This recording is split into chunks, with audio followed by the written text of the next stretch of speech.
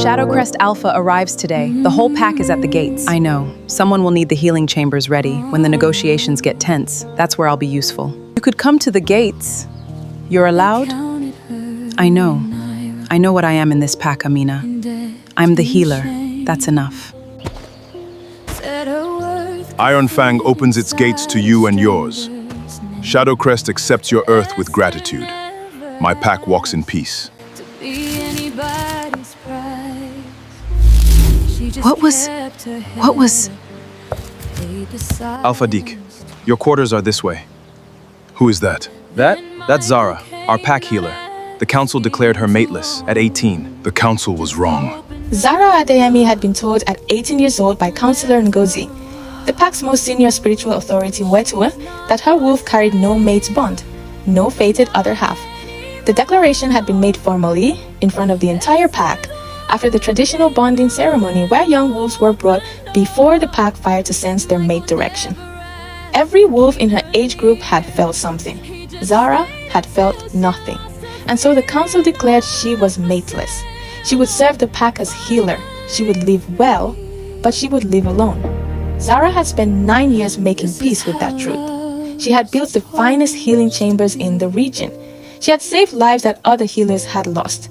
She had told herself, on the nights it was hardest to bear, that purpose was its own kind of bond. She had almost come to believe it. Dike Okonkwo had felt the mate's bond once before, at age 22, when his wolf had reached toward a woman across a territorial summit. She had died in the rogue attack that destroyed Shadowcrest 3 years later.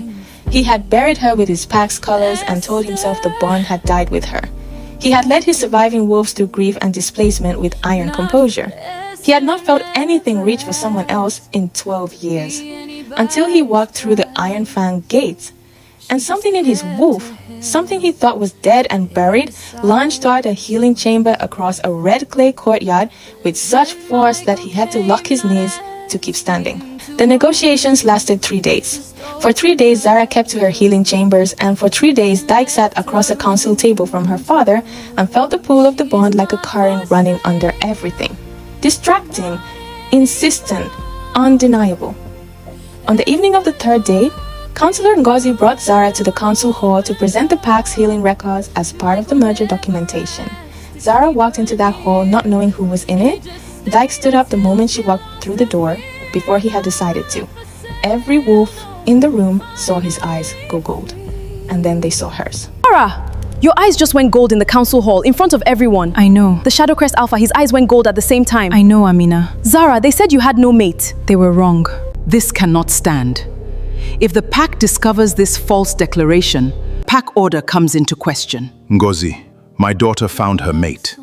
In front of every senior wolf. Did you miss it or hide it? Dike Okonkwo found Zara in the compound garden an hour after the council hall. He came alone. No beta, no warrior escort. Just a man who had walked through loss and grief and 12 years of a closed heart, arriving in front of the woman his wolf had been reaching towards since before he walked through the gates. He did not pretend that what had happened was simple. He did not pretend he was ready. He stood in front of her and told her the truth, all of it. She listened. And when he was finished, she asked him one question that no one had ever asked him in 12 years of leading alone. She asked him if he was all right.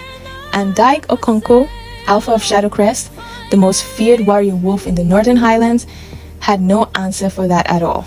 I did not plan this. I need you to know that. I came here for my pack, for the merger. Neither was I. I stopped looking 9 years ago. They were wrong about you. How do you know? I felt you. Are you all right? After everything your pack has been through, after everything you've been carrying. I have never been asked that. I know. That's why I'm asking. They told her she had no mate. They told him his heart was buried with his pack. They were wrong about both. The bond does not ask permission. It does not check council declarations or count years of grief. It simply arrives, like lightning, and leaves 2 people chained on either side of it. Zara Adeyemi had spent 9 years healing others. She had not known that what was coming for her was someone who needed exactly what she had always been.